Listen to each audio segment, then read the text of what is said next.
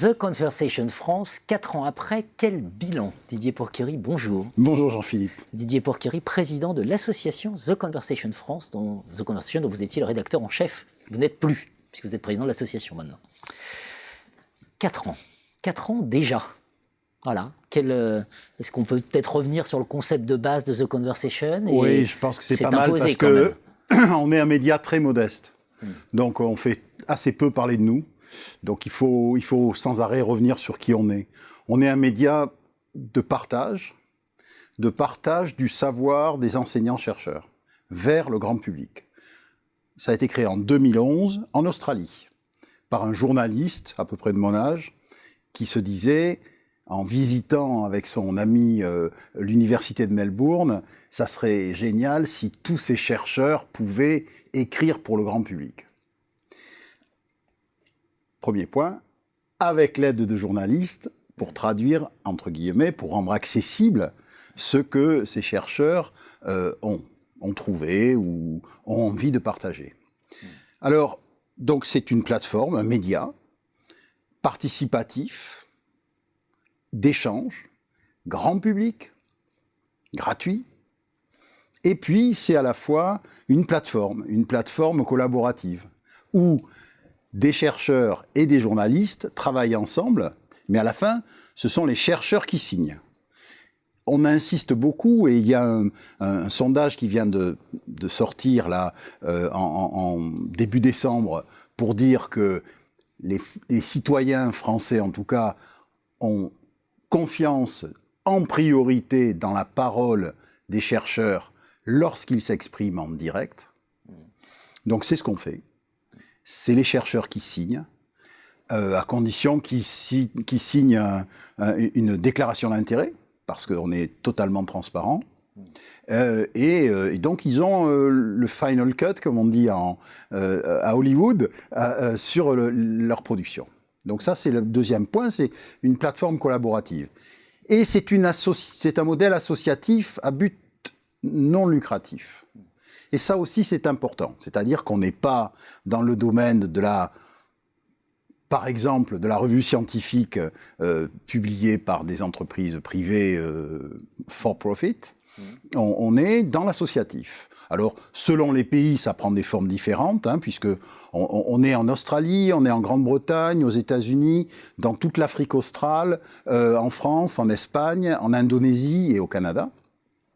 Selon les pays, ça prend des formes différentes, mais en général, c'est modèle associatif avec une association dont les membres sont soit des universités, soit des fondations, soit des centres de recherche. Média modeste, mais puissant quand même. Oui, c'est-à-dire que... de visites, oui, etc. Oui. Dans le monde, il y a 80 000 enseignants-chercheurs qui écrivent pour nous. Ce qui vous dit quelque chose d'autre, c'est que notre serveur qui est à Melbourne est très puissant. Parce qu'il faut qu'il soit zéro défaut, avec tous ces gens-là qui peuvent écrire sur la plateforme en même temps. Donc, potentiellement. Donc, beaucoup. En France, on a 3600 enseignants-chercheurs francophones qui écrivent pour nous et 4 millions de pages vues par mois. Alors, donc, pourquoi on est à la fois puissant mais modeste? Parce qu'on met en valeur, avant tout, le travail des chercheurs, les signatures des chercheurs et leur institution de rattachement, mais en tout cas, nous, on n'apparaît que comme plateforme.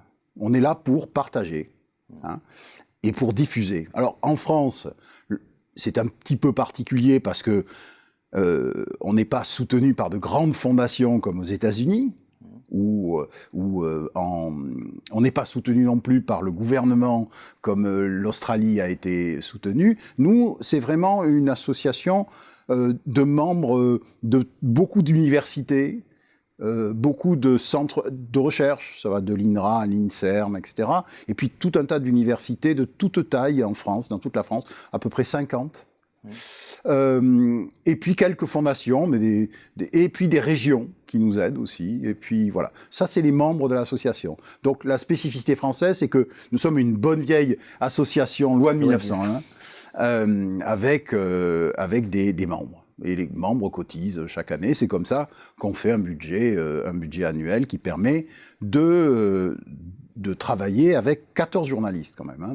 Il y a 14 personnes à la rédaction qui sont là pour trouver des sujets et les aider à écrire, aider les chercheurs à écrire, ou quelquefois, dans certains cas, on en a pas mal d'ailleurs, des chercheurs qui ont beaucoup de talent de vulgarisation et de mise en valeur de leurs travaux. Mais chaque fois, ce sont plutôt des analyses.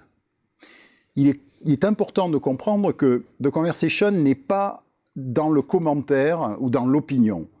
Il y en a partout des commentaires et des opinions.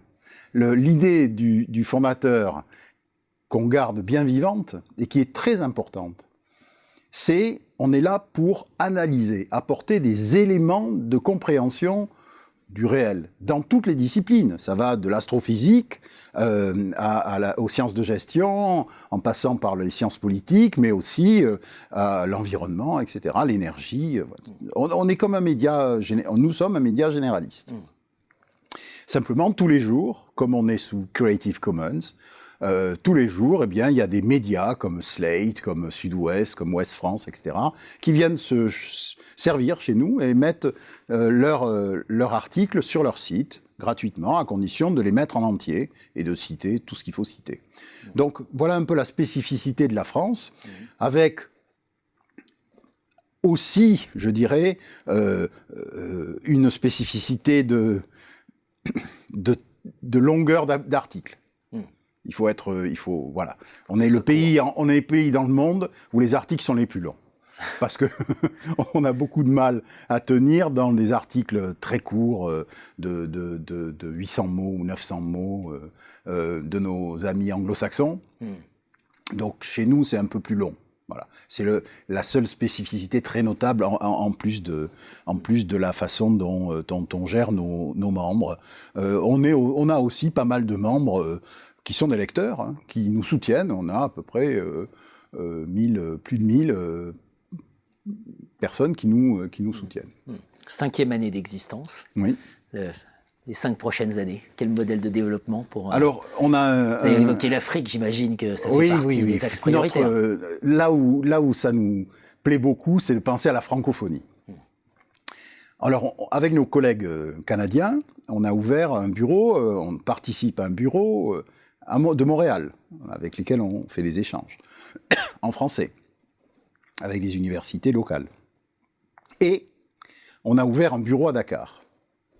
Et le bureau de Dakar travaille avec les chercheurs, les enseignants-chercheurs des universités, disons de l'Afrique de l'Ouest et un peu du Maghreb.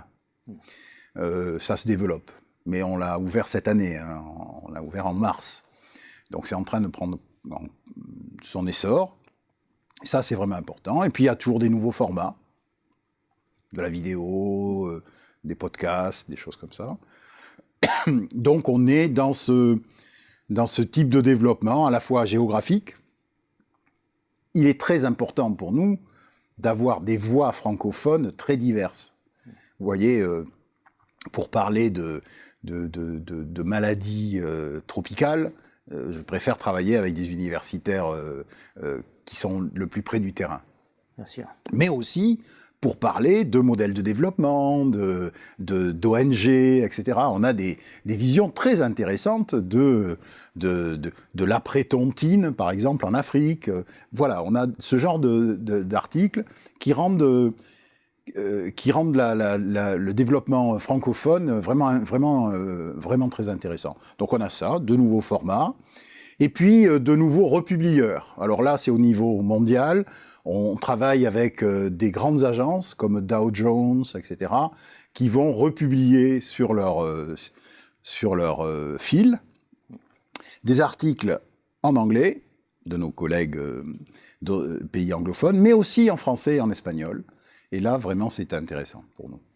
Enjeu stratégique majeur pour le monde académique. Merci Didier Porquerie. Merci Jean-Philippe.